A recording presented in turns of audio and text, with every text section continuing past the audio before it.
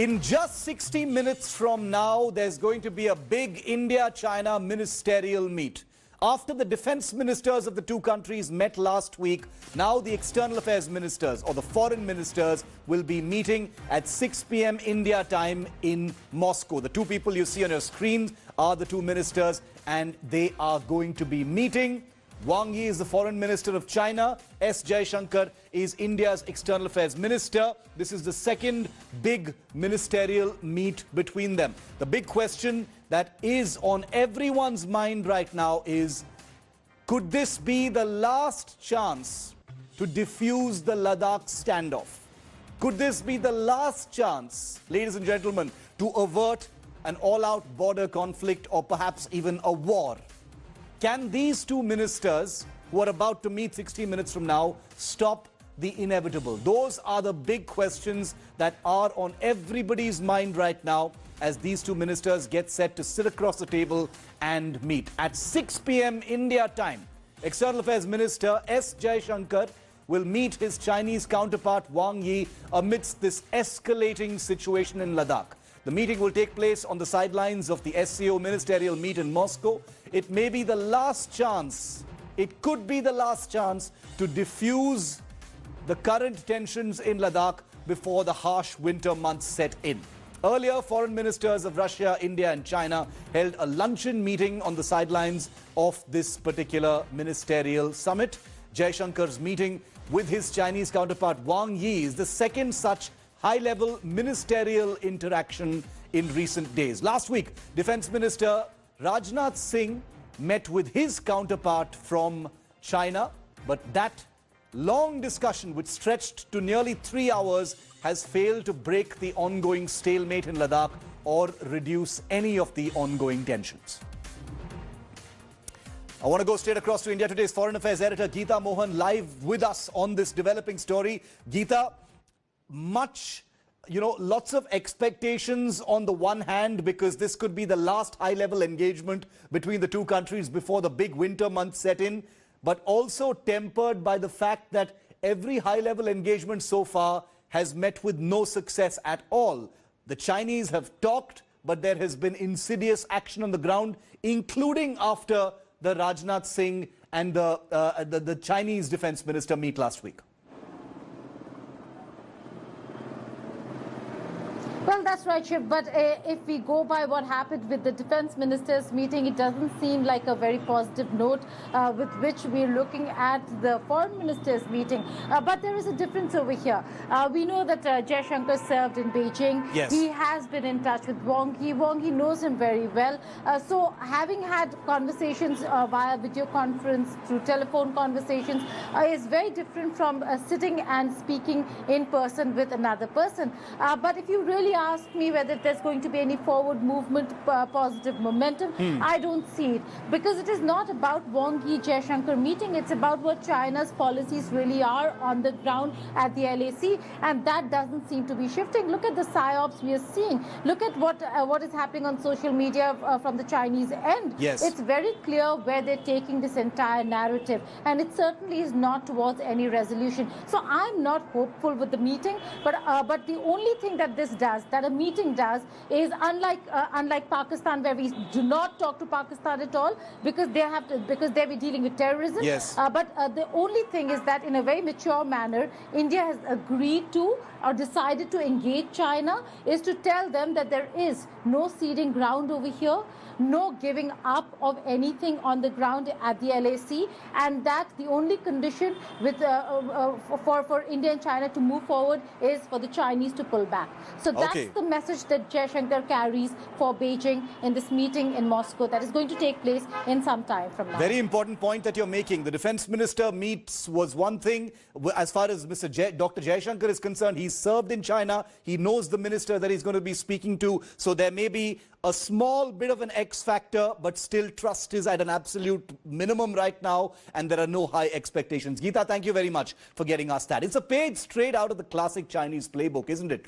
Every time there's a high-level India-China talk session, it's followed by a border provocation. It's been happening since the 60s. Just 2 days after Rajnath Singh met his Chinese counterpart in Moscow, PLA soldiers resorted to firing in the air in eastern Ladakh, very close to an Indian position. In minutes from now, when Foreign Minister S Jaishankar meets his Chinese counterpart, India now seems to have drawn the red line for Beijing.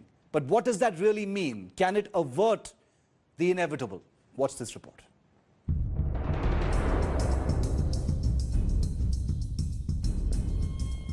India-China relations have of late been mired with what is being seen in some quarters as Chinese expansionism.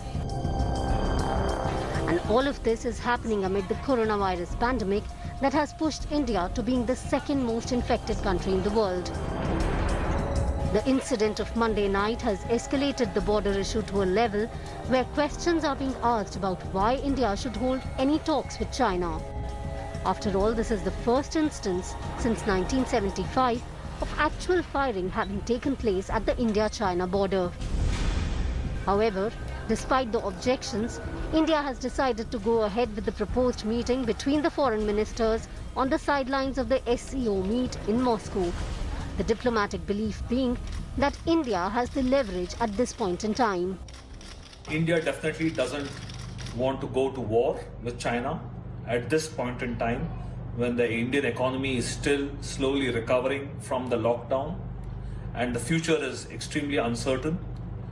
India has also exerted a lot of asymmetric pressure on China through economic means by bringing Chinese investments to a standstill, by discouraging Indian companies from importing products from China, banning Chinese companies which had apps in the Indian market.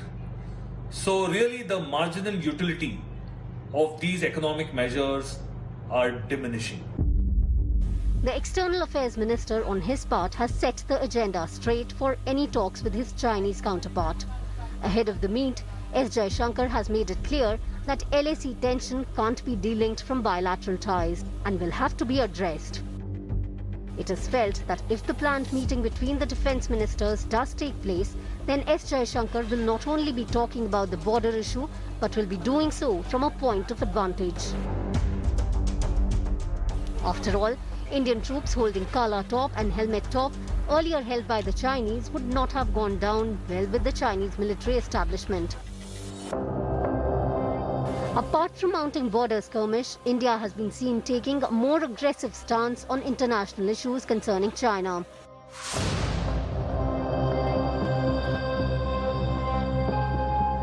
The most recent has been the messaging involved in a senior BJP leader like Ram Madhav attending the funeral of Tibetan SFF commando Naima Tenzin, a not-so-subtle hint at India's changing stand on Tibet vis-a-vis China.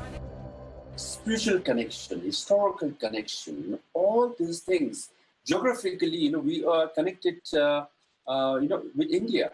So that's why the large number of Tibetans are in India. His Holiness Dalai Lama has been in India for the last 60 years. He calls himself proud son of India. For all these reasons, right? India should have,